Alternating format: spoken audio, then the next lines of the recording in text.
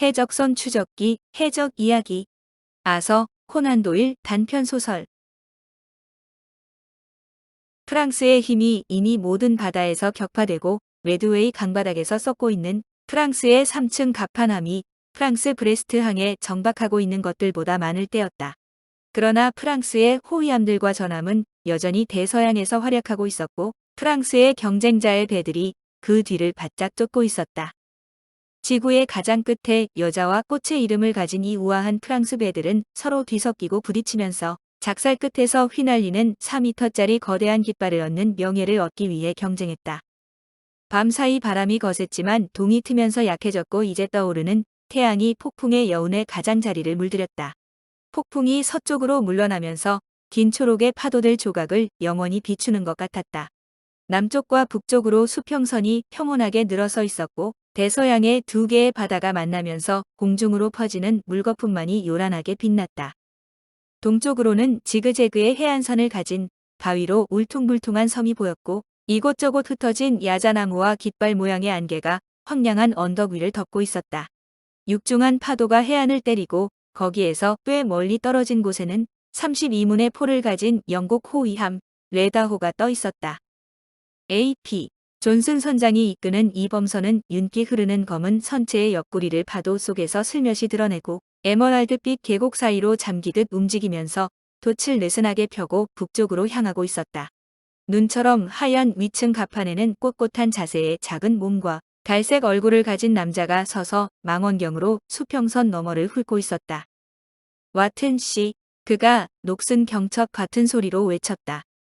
안장다리에 마른 장교가 선 위에서 그를 향해서 달려왔다.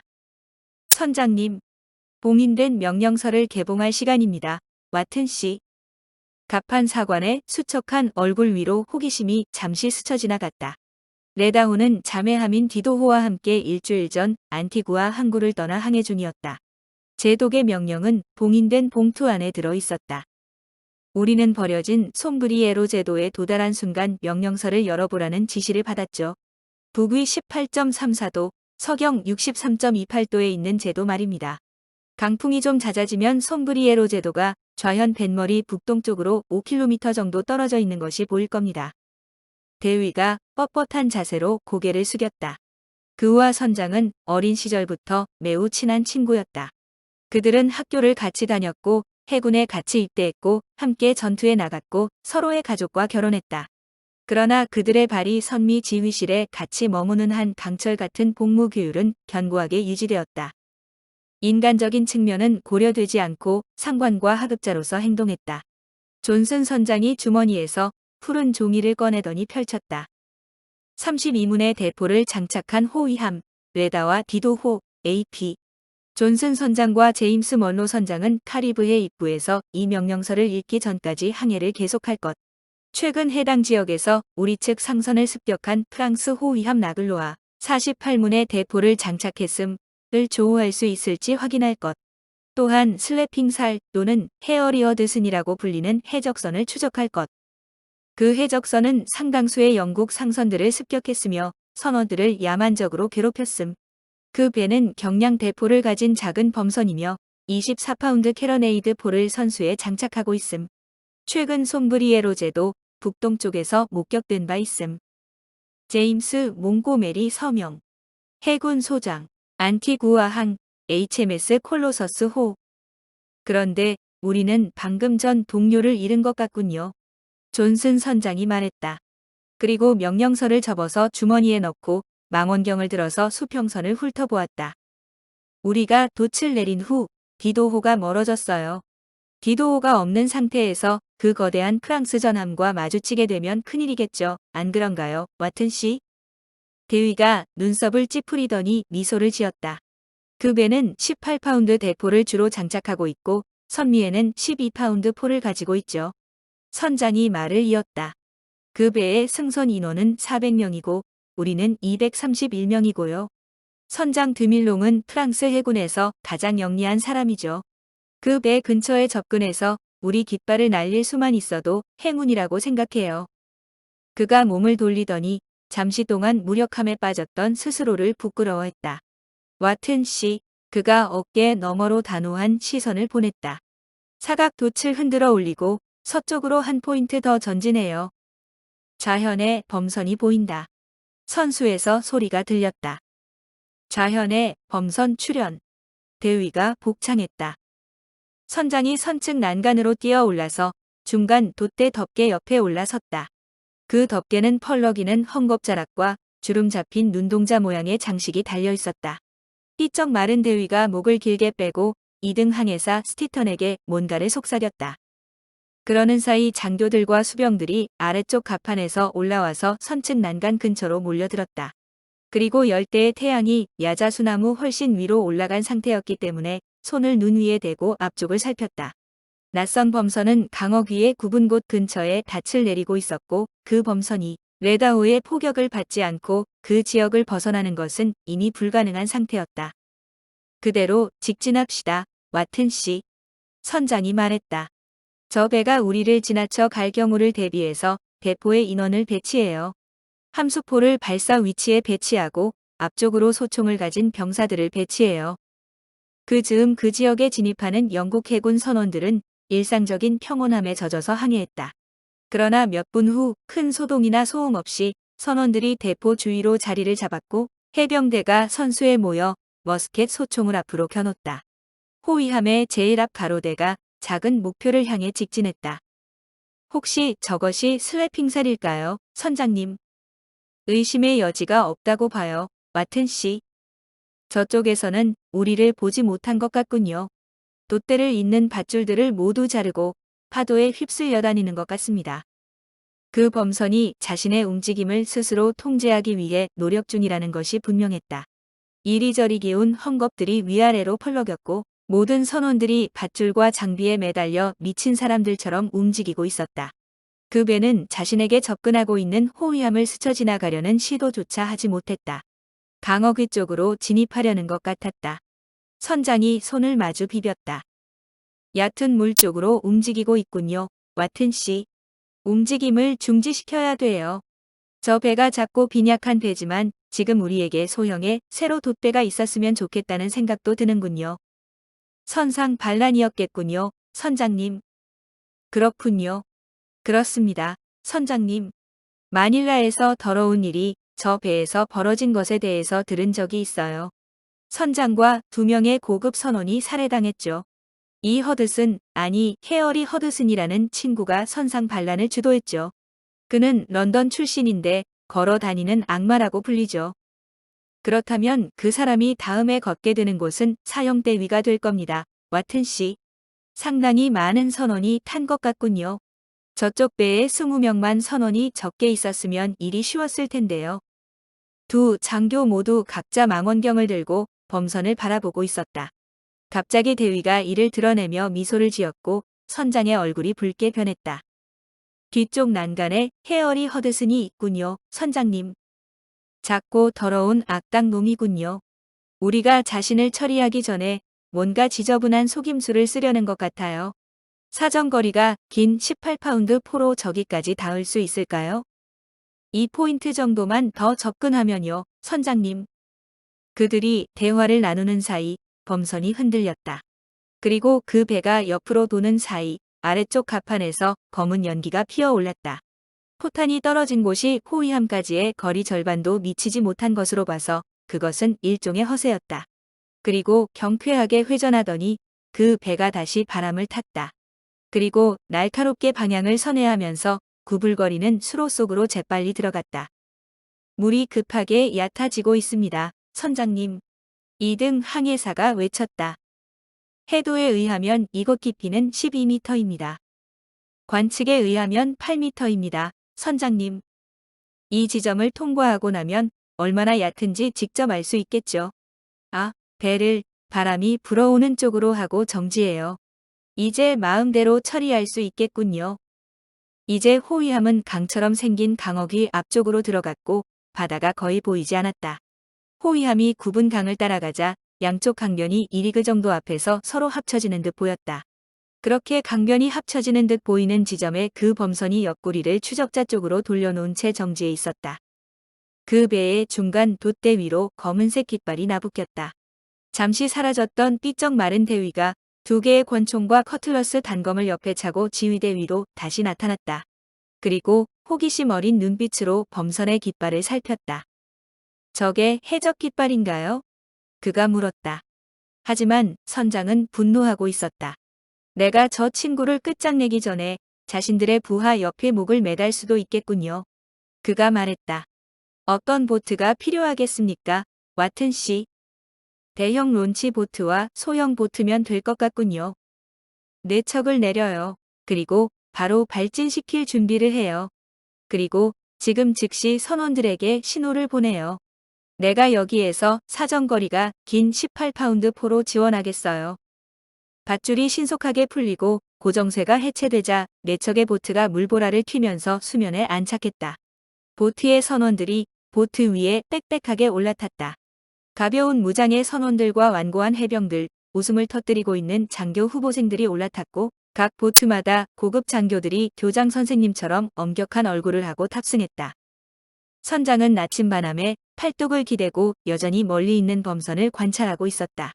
그 배의 선원들은 열심히 난간 아래 그물망을 위로 끌어올리고 우현 쪽 대포들을 끌고 와서 대포를 집어넣을 구멍을 새로 뚫으면서 사력을 다한 저항을 준비하고 있었다. 선원들이 바쁘게 움직이는 동안 커다란 덩치에 눈까지 오는 턱수염, 붉은 모자를 쓴 머리를 가진 남자가 몸을 구부정하게 구부리고 왔다 갔다 하고 있었다. 호위함의 선장은 차가운 미소를 띠고 그를 바라보다가 몸을 돌려서 망원경을 집어들었다. 그리고 잠시 동안 그를 지켜보았다. 보트들을 내보내요. 그가 얇고 찢어지는 듯한 목소리로 외쳤다. 작전을 실행할 준비를 해요. 주갑판에 대포를 준비해요. 그리고 활대를 뒤로 물릴 준비를 해요. 스티턴 씨. 그리고 배가 준비되는 대로 옆으로 돌 준비를 해요. 바로 그때 강어귀 쪽 구비 근처에서 거대한 배가 다가오고 있었다. 뾰족한 선수의 막대와 좌우로 하얀 날개 장식이 달린 조각상이 야자수 숲 사이로 보였고 그것들 위로 육중한 돛대 3개가 나란히 서 있었다. 가운데 돛대에는 3색의 깃발이 휘날리고 있었다. 그 배가 천천히 방향을 선회하는 사이 깊은 푸른색의 바다가 아래에서 거품을 만들어내더니 길고 날렵한 검정 선체의 옆구리가 드러났다. 아래로 반짝이는 청동 장식이 한 줄로 이어진 것이 보였고 그 위로 눈처럼 하얀 그물 침대들이 달려 있었고 선체 난간에는 엄청난 숫자의 선원들이 호위함을 쳐다보고 있었다. 낮은 활대가 위로 들리고 선체 구멍을 가린 덮개가 사라지더니 대포가 발사 준비를 마쳤다. 섬의 여러 해안 중 하나에 자리를 잡은 라글로아호의 감시수가 해안 쪽으로부터 영국 호위함이 막다른 골목으로 뛰어드는 것을 지켜본 것이었다. 다시 말해 존슨 선장이 슬래핑사를 추격하듯 드밀롱 선장 역시 레다호를 추격한 것이었다. 그러나 영국 해군의 엄정한 군기가 이런 위기 상황에 빛을 발했다. 보트가 나는 듯 뒤원했고 호위함의 선원들이 측면으로 모여들어 보트를 기둥에 재빨리 묶은 후 굵은 밧줄로 단단하게 고정했다. 그물 침대들이 해체되어 창고에 넣어졌고 격벽이 내려지고 대포 구멍과 무기 저장고가 모두 열리고 대포가 제자리에 놓여졌다. 그리고 전투를 알리는 북 소리가 요란하게 울렸다. 선원들이 선수의 삼각도 주위로 몰려들고 호위함이 천천히 선체를 돌리는 사이 포병들은 자켓과 셔츠를 벗어던지고 허리띠를 단단하게 고정하고 18파운드 대포를 열심히 움직였다. 그리고 프랑스 군함을 향해서 대포를 조준했다. 바람은 매우 약했다. 맑고 푸른 바닷물에는 물결조차 없었지만 나무가 우겨진 제방 쪽에서 부는 산들바람에 돛이 부드럽게 부풀어 있었다. 프랑스 배 역시 선회했다. 그래서 2 배가 바다 쪽을 바라보면서 서로 평행을 이뤘다. 라글로아가 100m 정도 앞에 있었다. 라글로아가 선수를 바람 방향으로 돌려서 레다의 선수 앞을 가로지르려 했다. 하지만 영국 배가 급하게 선회했기 때문에 2 배는 아주 조용한 정막 속에서 잔잔히 흔들리고 있었다. 프랑스 해병들이 총에 꽂을 때를 왕복시키는 소리가 요란하게 들리더니 총검을 두드리는 소리가 귀를 울렸다. 배를 운용할 공간이 매우 좁군요. 와튼 씨. 선장이 말했다. 이보다 훨씬 나쁜 상황에서도 싸워봤습니다. 선장님. 거리를 계속 벌리면서 우리 포병의 포수를 믿어봐야겠죠. 저쪽의 인원이 훨씬 많기 때문에 옆으로 바짝 붙으면 우리로서는 곤란한 상황이 될 겁니다. 저들의 샤코 모자가 가득 찬 것이 보이는군요. 마르티니크에서 온 경보병 중대 2개가 탑승해 있을 겁니다. 이제 잡았어요. 우현 쪽으로 선회해요. 그대로 가면 선수 쪽을 가로지를 수 있어요. 작은 선장의 날카로운 눈에 수면이 찰랑이는 것이 보였다. 산들바람이 분다는 의미였다. 선장은 그것을 이용해서 커다란 프랑스 배를 향해 돌진했고 그것을 지나치면서 가진 모든 대포를 퍼부었다. 그러나 라글로아호를 지나치자 레다호는 얕은 수심의 지역에서 벗어나기 위해서 다시 돌아와야만 했다.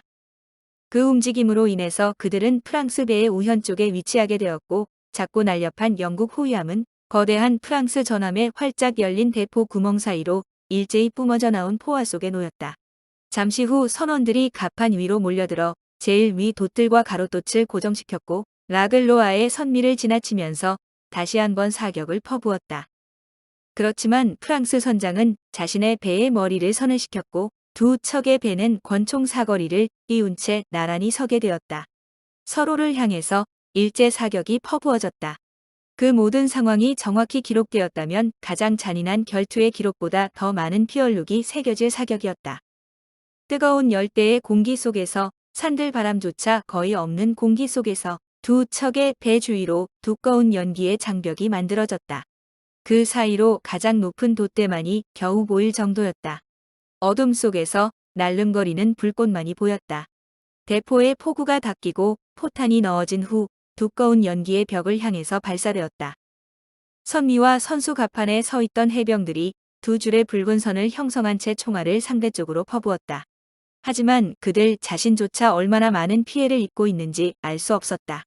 왜냐하면 각자가 상대방의 총구 앞에 서 있다는 것만 알 수 있었을 뿐 좌우의 동료를 볼 수 없었기 때문이었다.